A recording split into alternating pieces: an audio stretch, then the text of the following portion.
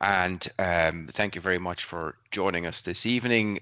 We fully appreciate that it is a busy time of year, and for most herds, the breeding season is still ongoing. And so we do appreciate that you make time to join us this evening. This webinar is being recorded and will be made available on the Tirlán Farm Life YouTube channel in the next few days. So the lineup for this evening and the topics that we're covering all feature around sort of an update for the year to date, but also looking forward in the next fortnight, 3 weeks, sort of what to expect, a few pointers for the remainder of the summer even. So we'll talk about the calving season and how that's gone. We'll talk about the ongoing breeding season and also some of the trends we're seeing from genetics, and we'll have Kevin Downing from ICBF to talk us through all that. And we'll also, have a bit of a look at the nutrition of the animal. The weather has been changeable, let's call it that. So how do we keep up milk production and so on when the weather is like this? So just in terms of milk production, for example, year to date, at Tirlán, we've processed roughly around 1.7 billion litres already, which is, as you probably have realized, it's up from last year. Last year wasn't a bad year to start with, right? So we're up roughly about 2%. When we look at the milk solids, we're up nearly 3% year to date, right? And that's because of an uplift in both the percentage of butterfat and protein. And when we look at milk quality, to date, Thermodurix has been in a good place, slightly better than last year. TBC is maybe in line with last year. And the cell count, again, at the start of the calving season, we maybe saw a slight increase compared to last year, but that's all settled down and we're really on track with last year. So that's all in a very good place, and it's all about keeping that in a good place and maybe even improving further. So it is, obviously, I want to remind you, maintain that hygiene, maintain the cow prep when it comes to your SCC, your Thermodurix and so on, and take swift action when results come in on text messages or milk recording reports. We'll hear more from Seamus from our Milk Solids Grow team later on how to maintain your production levels and manage that production in the second half of lactation. But first, we're going to go to Kevin Downing from ICBF and get an update on where Tirlán is and maybe what the national picture is showing a little bit as well in trends of the genetics, the breeding, the calving, and so on. So, Kevin, over to you. Yeah. Thanks very much, Joris. And as you said, I'm going to start off with just giving you some statistics there on latest cow numbers and calving data here since the start of the year. Then move on to the genetic indexes, both the EBI and the DBI, and also the commercial beef value, just the trends in those, and then finish off with some of the insemination data that we're seeing over the last number of years on a like-for-like basis. So just starting off here with the trends there and the dairy cow numbers, and this is at the end of May each year. So the blue line on top is the trend in the dairy cow numbers, and the orange line is the trend in beef cows or suckler cows. And as Joris just mentioned, you're seeing an uplift there in overall volume or kilos of milk solids. And the number of cows actually in 2026 is up 1.9, nearly 2% on where it was in 2025. So may I suggest that some of that increase is down to actually just more cows as well in the system. So look, that's a positive from the industry point of view. We're still not back up to where we were in 2024, but it is positive that downward trend has been reversed. And it's even more positive from a beef perspective because, it's been trending downwards with the last, 10 years or more. So this is the first year in over 10 years that we're seeing an increase, and suckler numbers are up over 3.5% at the end of May. And I suppose it's down to the beef price that farmers have been receiving in the last year or so. It's becoming, I suppose there's more profit now seen coming from the beef side of the equation. So that's a positive overall for the industry. Just looking at the trend in month by month, and if you look at the green line there, first of all, that was the cow numbers at the end of each month, end of January, February, and so on. And you saw there that it was well behind where we were in 2024. And really, it wasn't until the back end of the year, October, November, December, that we saw the number of cows in Ireland passing out where we were the previous year. And that essentially was down to a reduction in the number of cull cows that took place last year. And the blue line this year are the number of cows at the end of the month. So we're trending back up close to where we were in 2024. And as I said, up around nearly 2% at the end of May. And you'll see there the culling, so that these are the number of cows culled each month out of the system. And the blue line again is the number of culls heretofore. And you'll see there January, February, March, we were behind where we were in 2025 and slightly ahead there at the end of May. But you could see 2025 was well back on 2024 figures. Overall, there was 82,000 fewer cows culled in 2025. And that's how we saw then at the back end of last year that increase in cow numbers. Because in 1 month alone, there was over 9,700 less cows culled at the end of December. And again, you'll see this year, there's over 13,000 less cows culled from the system. It's very hard to predict where that's going to go. So, that is the one variable that we just don't have any oversight on is the number of culls and whether that will increase over the year or maintain the current lower levels. We're just not sure. Looking at the calf births, and we look at it by breed type, and again, this is up to the 30th of May each year. So up to the 30th of May, 2020, 21, etc., all the way down to 2026. And you'll see that the number of calvings was back in 2024 by 1.7% and back 2% in 2025. So we've seen a recovery again in the number of calves born this year. So overall, it's up nearly 1%. And most of that increase there, you'll see, is coming from dairy. So this is your black and whites, essentially, up 8%. And we had seen a big fall off on the number of dairy calves born each year.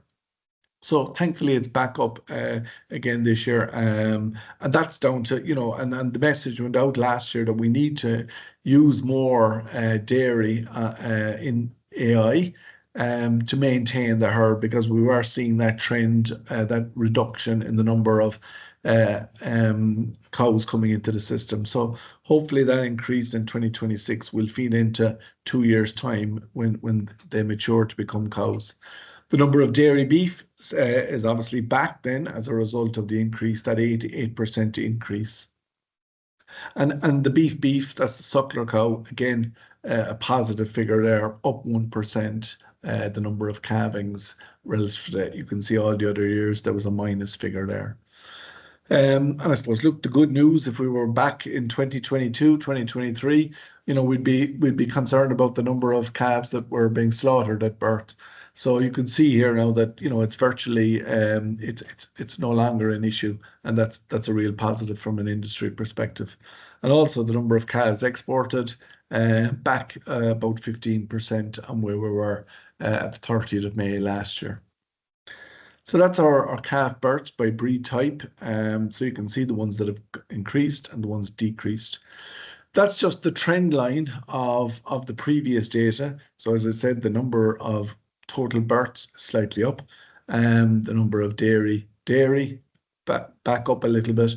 But again, there's a bit of room for improvement there as well. We still need to probably breed more dairy calves to maintain the number of cows in the system.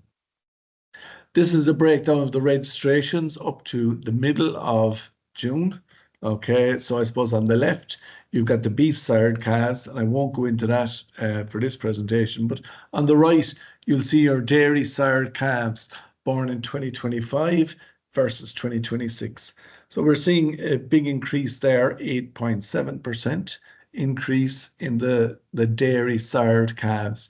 And a lot of that is coming from a 10.5% increase in females versus 6% in males. And the difference there, of course, is down to sex semen. More sex semen being used last year, which led to that bigger increase in dairy females versus males. Again, just graphing the 0 to 1s and the 1 to 2s. So your 0 to 1s is in purple and your dairy replacement 1 to 2-year-olds is in blue.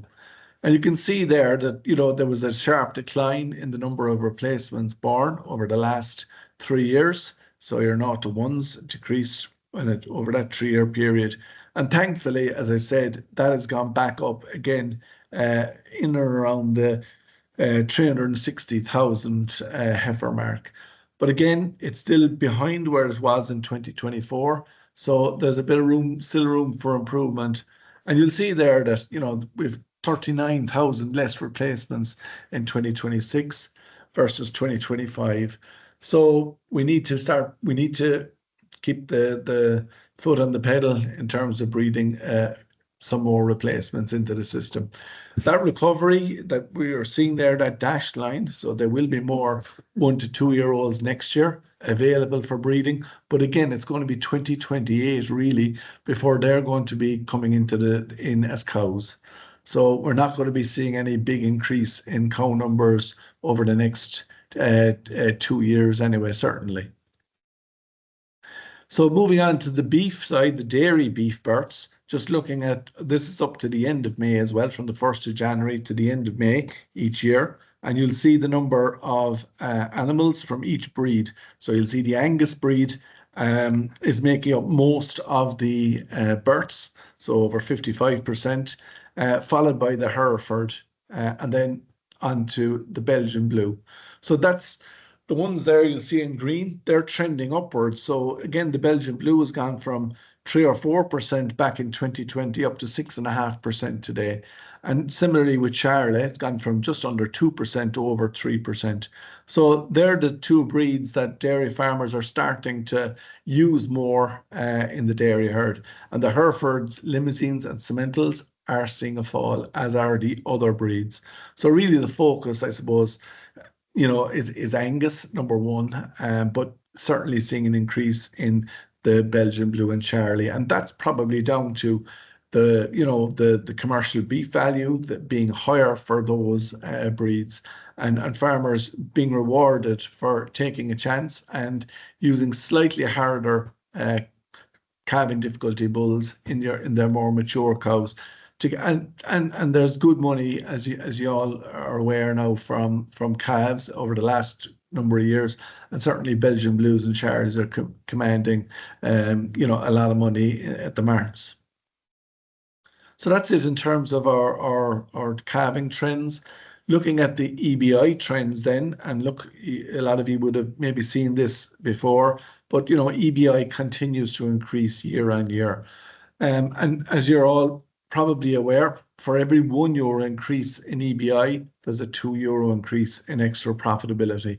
And we only did an exercise there earlier in the year looking at last year's profit monitor data. And again, it's all stacking up very close to that €2 increase in profit for the herds that have a euro increase in EBI. So the average trend over the last 5 or 6 years has been around €11 per year. So they're the gains that we're making on a yearly basis. And you'll see there that the pink line and the yellow line, they're the trends in milk, the milk subindex and the fertility subindex. And both of those are trending at a similar rate. And that's what we would expect, given that both of those make up, fairly even amounts of the overall EBI. So they're the two key sub-indices within the EBI. The other indices then are the calving, and you'll see that has been improving year on year. And it's fair to say that there's little or no calving difficulty in the dairy herd at this stage.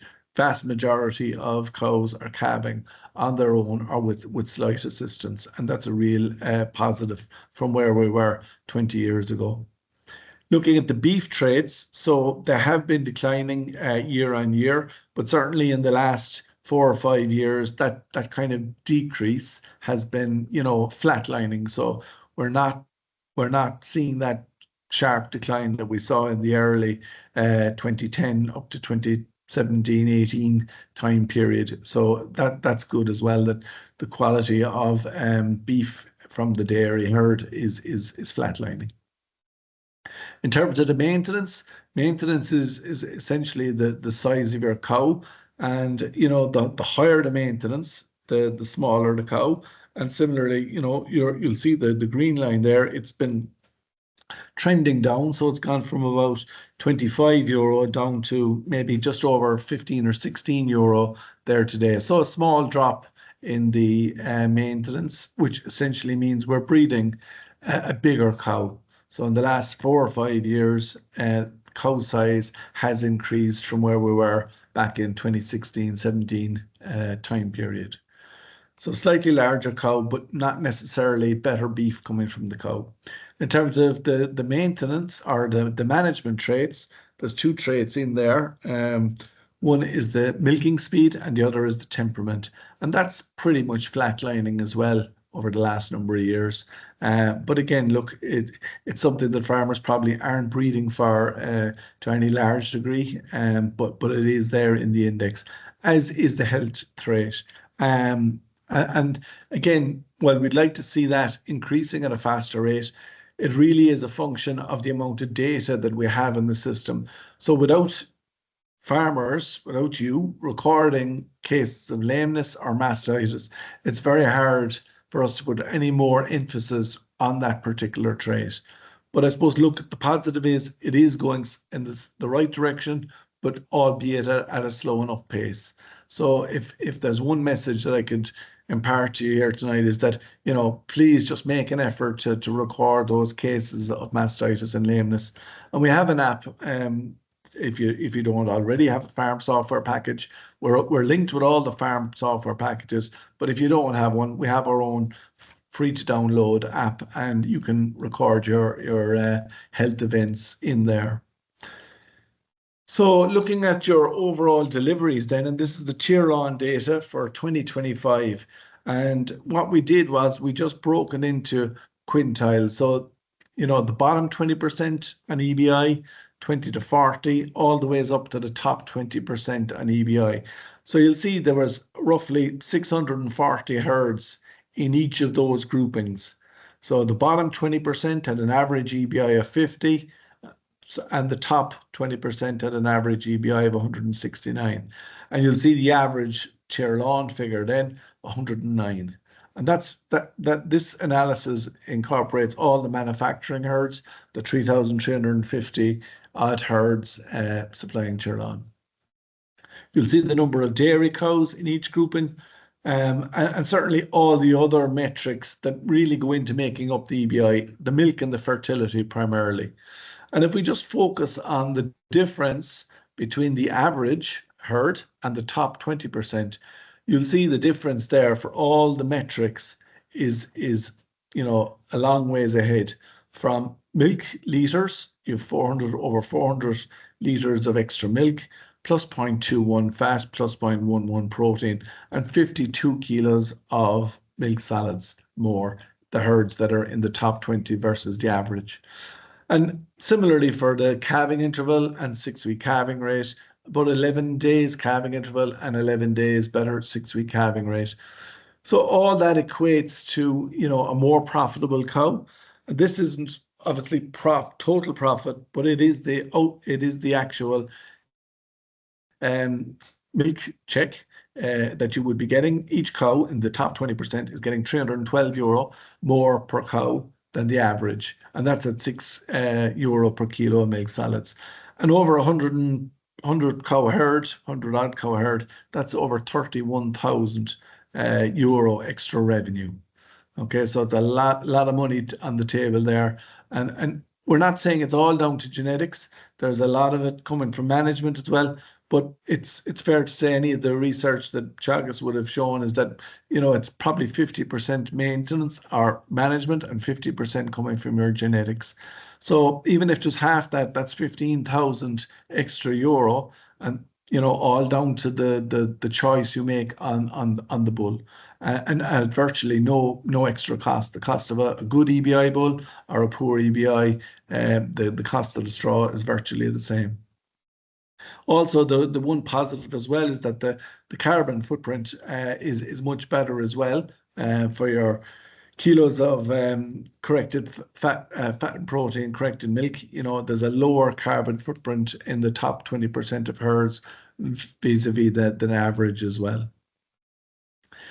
Moving on to some of the areas that we can improve in, and if you look at the stock bull versus AI usage, and if you focus on the bottom left of the slide there, you'll see the 2026 figures, and that's year to date, the number of AI born stock versus the stock bull progeny born. So thankfully, that hasn't been, the AI usage has been increasing year on year, and we're now at around 76% of the population is been bred to AI.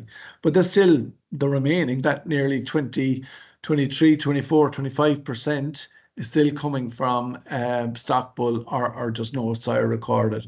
And the graph here on the right just clearly illustrates that, AI, is more profitable year on year than progeny from stock bull. And in the 2026 data there, you're looking at 53 euro of a difference between progeny from stock bull versus AI. And again, as I said, for every €1 increase in EBI, there's a €2 increase in profit. So that's over €100 an animal there in that metric.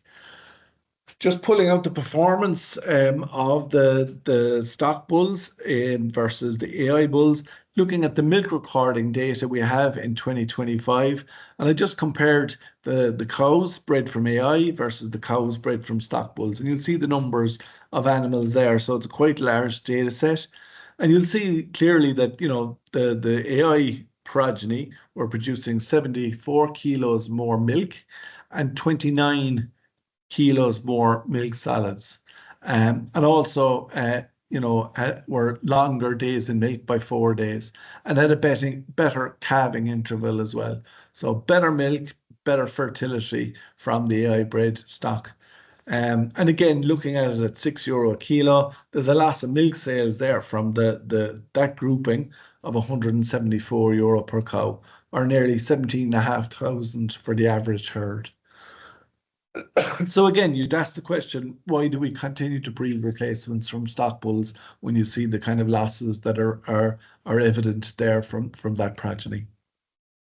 And one other area I just want to highlight is the number of beef sired calves coming from the dairy heifers. So these are the heifers that calved down for the first time in 2026 into your herds. Okay, and you'll see clearly that there's a high percentage, overall there's 54% of your heifers being bred to a beef sire. Now bear in mind, your heifer is your best genetic merit animal in your herd. They will have typically the highest EBI, and yet we're breeding a high proportion of those to a beef sire.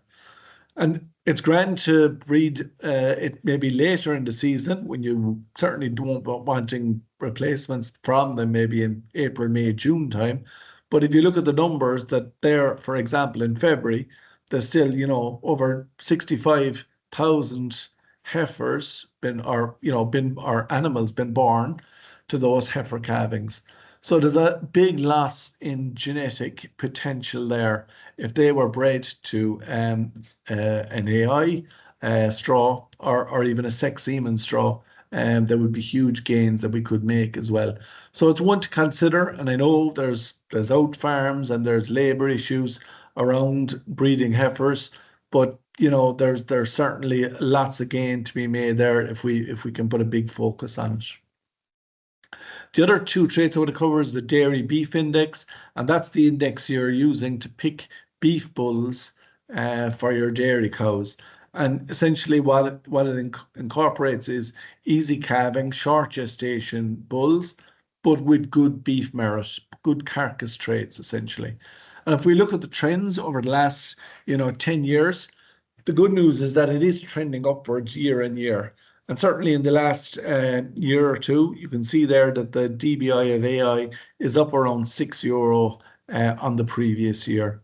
And again, just highlighting the difference between using beef AI or a beef stock bull, it's €29 of a difference on average in the progeny.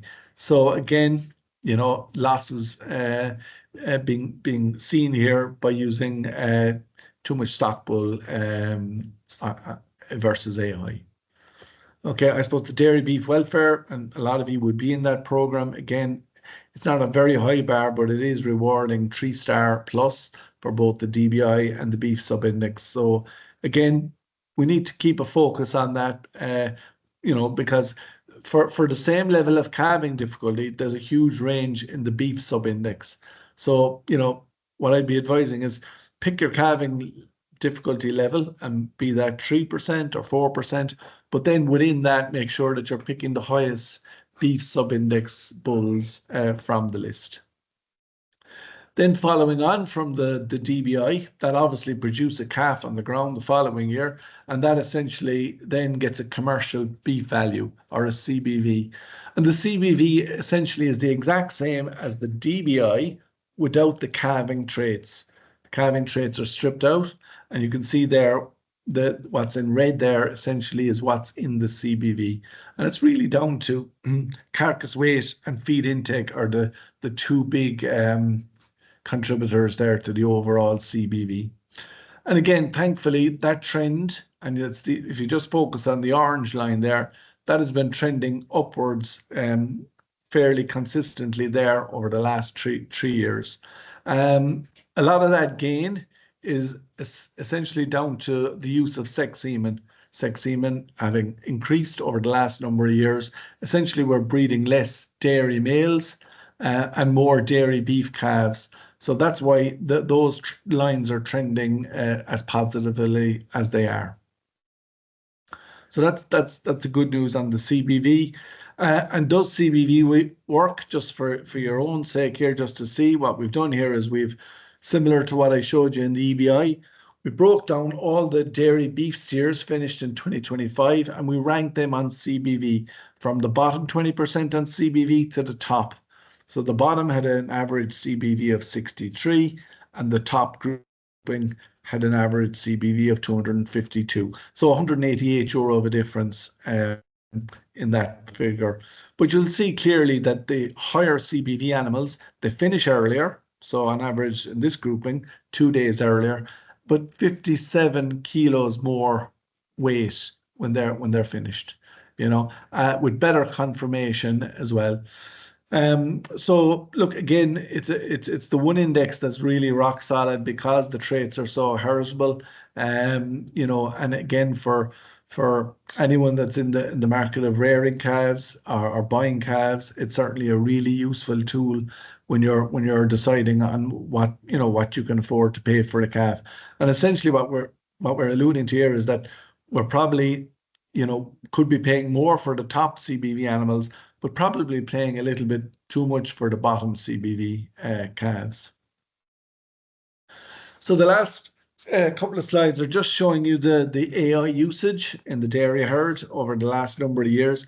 And again, this is a year-to-date figure, so it's up to 2 or 3 days ago. So you'll see there the number of AI serves in 2026 is slightly up. It's up. The dairy serves is up just over 0.5% on where it was the previous year. And as I said, the previous year was up 13% on 2024. So slight increase there. The beef serves slightly down, slightly less serves. But I suppose the one notable thing here is the number of sexed straws. And this is recorded on the database on a like-for-like basis. So we're seeing a slight reduction on dairy serves. And whether that's down to, I don't know, poor milk price there. We're not 100% sure, but it's certainly we're not seeing the increase that you would have seen over the last 3 or 4 years in terms of overall sex semen usage. And even the number of herds is slightly back as well from where it was in 2025. So the overall figures then, so look, the dairy services makes up just over 59%. But you'll see there that the dairy sex serves is hovering in around 29% of all the dairy serves are now coming from a sexed straw. Okay. And again, my last slide here is just showing you the trend over the last number of years. AI usage continues to increase, and you'll see there 2026 slightly up on 2025, and the orange line there being the dairy serves, slightly up on where we were in 2024. I suppose parting message here is that, looking at the numbers of heifers on the ground, we do need to maybe just up that dairy serve usage a little more so as to ensure that we have enough heifers, 28, 29 onwards. And I suppose people kind of underestimate as well the number of animals that actually make it into the parlour. And we're seeing only about 70% of heifers that are born to the dairy herd actually making it into the parlour. So, there's big losses there from mortality at birth, mortality in the first year, to animals not going in calf. So again, if you need 20 heifers, you need to be putting closer to 25 on the ground. So that's it for me, Aris. Back to you.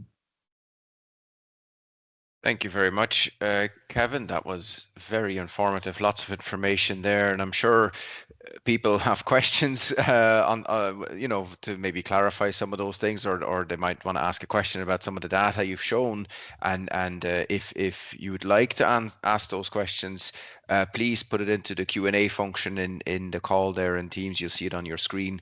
There's a Q&A button there on the bottom, and you can type in a question there, and we'll try and get to that question at the end. But we'll go over to Seamus Millay now from our Milk Solids growth team, and go through maybe some of the current challenges when it comes to maintaining milk production, maintaining the nutrition, and keeping the feeding of the animals at the level that they require. So Seamus, maybe give us a bit of an overview there of the latest report there that we got from PastureBase. Yeah, thanks, Joris. Yeah, sure. Look, I suppose the three main goals I'd look at for mid-lactation is to maintain your body condition scoring of the cows, to maximize your grass utilization, and to maintain the milk production. And I think them 3 points will all come back to the 4 points I have on the screen here around grass management, nutrition, body condition scoring, and your monitoring your milk. And they all link into where your grass is in your farm. So I just took the figures there that came out from PastureBase today. This is the Grass 10 weekly update. Comes through every Tuesday, so I think everyone should subscribe to it. It's very useful. But it kind of lines you up in one of 3 places. You're either on target, you're under target, or you're over target. So we can see 1/3 of the farms in the last week we're kind of hitting the 1,400 covers where you want to be, 13 to 1,400. And their average farm cover was between 600 and 700 at 635. So that's the easy one.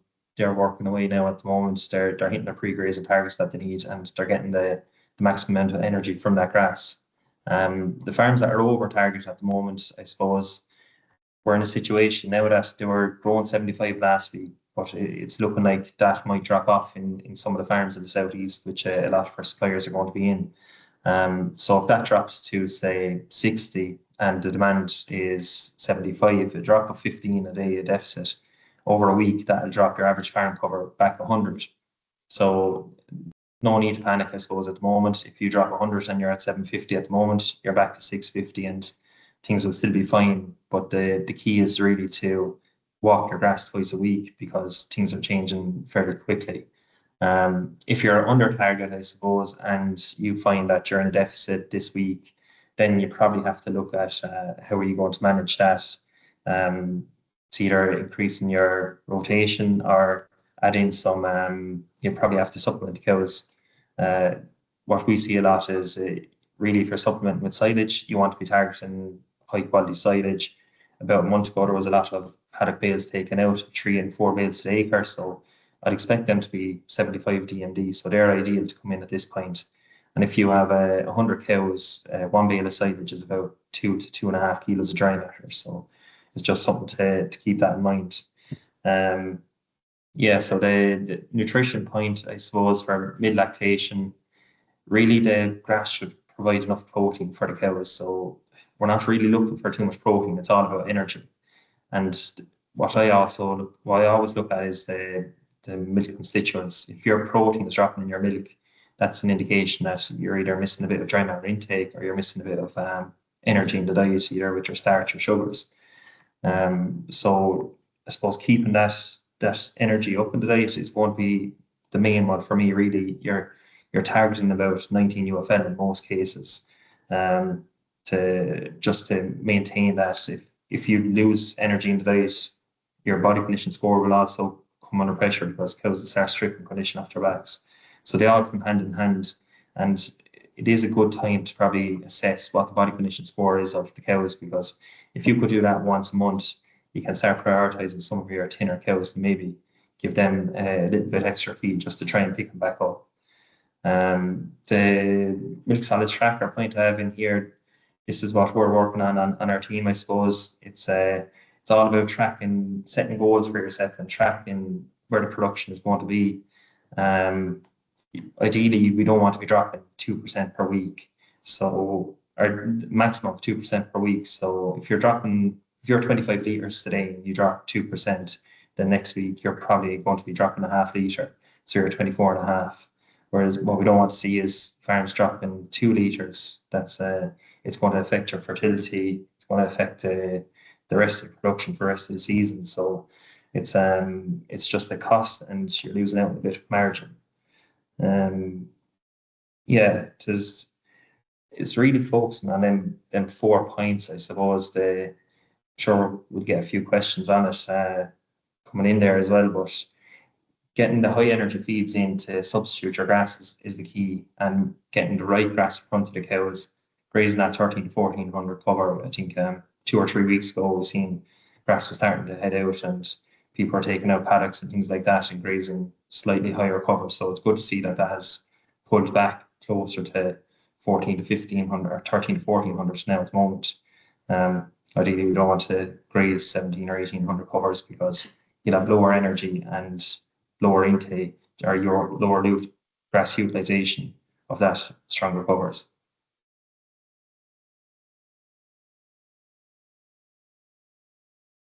Okay, thank you very much, Seamus. That was a good update on where we are today, I suppose, on the grassland and so on. And just while you're still there, actually on the grass piece, we know from a milk processing and milk production that we've come past peak milk, right? And I think everybody feels it in the herd as well, that peak milk production was reached maybe a few weeks ago. The cows have started to drop a little bit. I'm sure the dry spell and a bit of heat stress that was there last week will have pushed milk production down for a couple of days. But in general, we are on that slightly gradual glide path down, to later lactation. And it also feels like we probably are past peak grass growth, but correct me if I'm wrong. So what type of grass quality can we expect this time of year, and maybe looking at the first half of July, and what would you recommend people look out for to make sure that any deficits or deficiencies or whatever you want to call it, be it in fiber, be it in energy, what is it really that you want to look out for and take action, and how would you compensate that, just to play around with it nearly on a day-to-day basis? Yeah, I think the grass quality is actually going to be very good, because the way the weather has fallen, most farms have taken out paddocks or have pre-mowed or top paddocks. So from what I can see, the quality is very good. It's whether we're going to have enough to offer the cows 18 or 20 kilos of dry matter intake, because that's where we probably might get caught a little bit. But Yeah, it's just all about targeting the 1400 cover. So say if you took a fistful, it's 500, so 3 fistfuls is close to 1500 cover. Figuring out that you have the right covers in front of the cows and then getting your allocations right. I think that's going to be that's going to cover 90% of your diet really. So um, yeah, look, you still have to go with your fertilizer. You'll be going out about 20 units, I suppose, on a lot of farms, and assessing, I suppose, how much you have left that you can actually spread. But roughly, be looking at a 20-day rotation, 1 unit a day. So that's kind of where people are going to see that. Um, but yeah, in terms of quality, I think the quality will still be fine. If you see seed or if you see stem in the grass, quality is obviously not as good. And maybe we might see a bit of that with the heat stress, but um, hopefully not. Okay, very good, very good. Yeah, and look, everybody, please do answer or ask your questions. Put them into the Q&A if you have them. I have a question there for Kevin, actually, on some of the data that you've shown. Kevin, is there?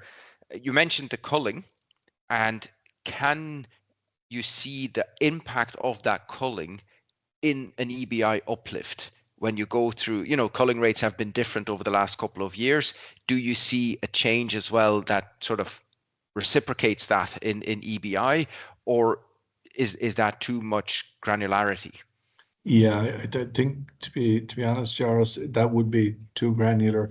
But I suppose it would stand to reason that if your herd, if your cows are getting that little bit older, it's always your younger animals coming in are going to have that higher genetic merit. So it probably does stand to reason, but I just wouldn't, or we wouldn't have that. You wouldn't really see it on a run-to-run basis. Maybe over a 12-month period you would.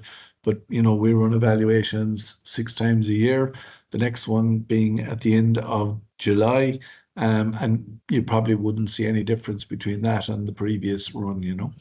Yeah, and would you recommend that when people are looking at culling, and there's various reasons why cows get culled, Yeah. obviously, in our seasonal system, fertility, mastitis, lameness, all of those things play a role. But is there a lot of emphasis really placed on something that was introduced a few years ago, the cow's own worth? You don't hear about it much anymore, but is it being used much, do you think, in Yeah, making those decisions? no, it doesn't get huge usage, I'll be honest. But it is a very useful tool. Obviously, the ones that are empty are your real old cows or your lame cow. They're very evident, but it's kind of the hidden ones that are, poor milkers, you know, low EBI, they're kind of passengers. And where you have capacity to cull, you should really be using the COW.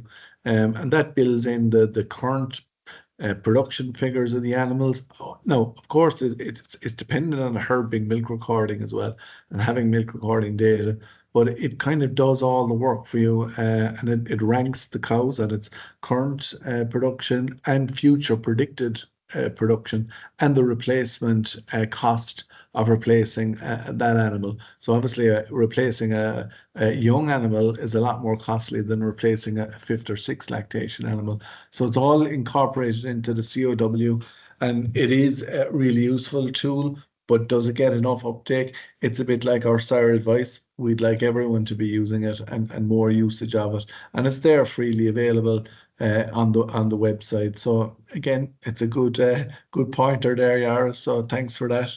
Yeah, get a plug in for the Plug in. COW. Exactly, exactly. I have a question there for Seamus, actually, and this is probably from somebody who made the most from the out of the hot days we had last week. Is like, when would you recommend would be the optimal time to use hay in a dairy cow's diet?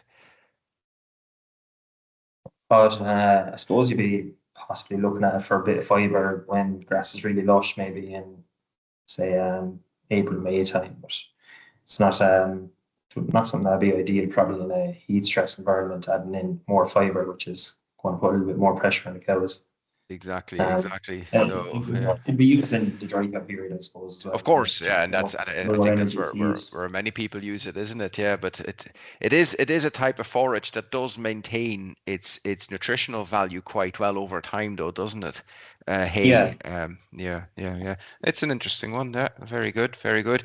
Um, Kevin, on the CBV, um, you've shown that obviously it works, right? It stacks up. You called it rock solid, right?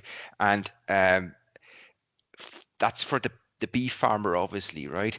Given the current high calf prices or the value that calves are getting, and dairy farmers have had no issue selling calves, right? Has the CBV lost its relevance somewhat for the dairy farmer, or is there still, a good argument to be made for dairy farmers to really look at that, the DBI, and then obviously the subsequent CBV of that calf?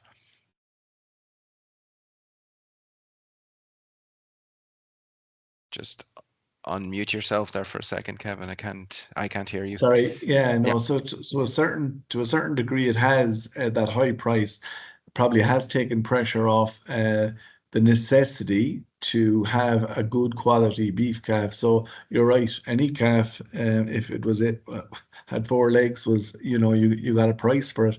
But I would still argue, and the data still stacks up that if you look at the finishing price of the high CBD animals versus the low, there's over €400 of a difference. So even if you're paying, or you have no problems moving those animals, for the guy buying them, there's over €400 of a difference between your top CBV and your lower CBV animals, and yet at the March price level, there was only €50 of a difference. So that 50 from your bottom to the top is quite small relative to the potential gains that are there. And whether you have a high milk or a high calf price or a low calf price, if the market holds for 2 years' time, obviously, you should see those trends or those that extra profit coming back to you. Yeah, yeah. Oh no, very good, very good. So it is still something to certainly keep in mind. And one more question, Kevin, for you as well. You've spoken about, I think this has to do with the replacement, and maybe if you wouldn't mind actually commenting on what would actually be the target number of replacement heifers that we should be looking at in the calving season for 2 years down the line. You mentioned only 70% actually make it into the parlor. So from a national perspective, right, what would be the target figure? In terms of replacement rate or what calves on the ground. So I'd be Calves on the saying, ground, yeah, calves on the yeah, ground. So so how many dairy calves should we be yeah, looking at to have enough female calves in the yeah. next calving season to have those replacements that we will need in 2 years' time? Obviously it depends on your replacement rate, but certainly if you're at the 20% replacement rate, you need 25% of your heifers on the ground. Um, you know, but again, if you have a lower replacement rate, you can obviously pare that back. But certainly you need scope for losses within the system, and I don't think, and that's probably what's led to some of the shortage there as well. Using sex semen as well, conception rates are that little bit lower as well. So you do need to put more, obviously, in calf as well with that slightly lower conception rate than conventional. Of course. And we're typically seeing maybe a 10% reduction versus conventional using sexed. Yeah. Okay. Okay. And for somebody who now knows they might be in trouble next year in terms of replacements, does ICBF actually make it easy to identify herds that have maybe excess heifers? Yeah, no, it's something that we haven't Hmm. got into. The No, we have done a little bit with one of the co-ops. We have an app which allows farmers put up their heifers that they have for sale, and then anyone that wishes can make contact with them. And we have that done for one particular co-op, not your own Yaris, but another co-op. But again, it doesn't get huge usage, I'll be honest, Okay. um, for whatever reason. But it is there, and it is something that we could potentially do. Yes. Yeah, it is something we could potentially look at. Exactly. Yeah. No, thank you very much, guys. That's been very informative. I hope everybody got something out of that and enjoyed the 2 presentations. So thank you very much, Seamus. Thank you very much, Kevin. And with that, we will close the webinar. We'll see you next time. Thanks, Harris. Thanks, Ars.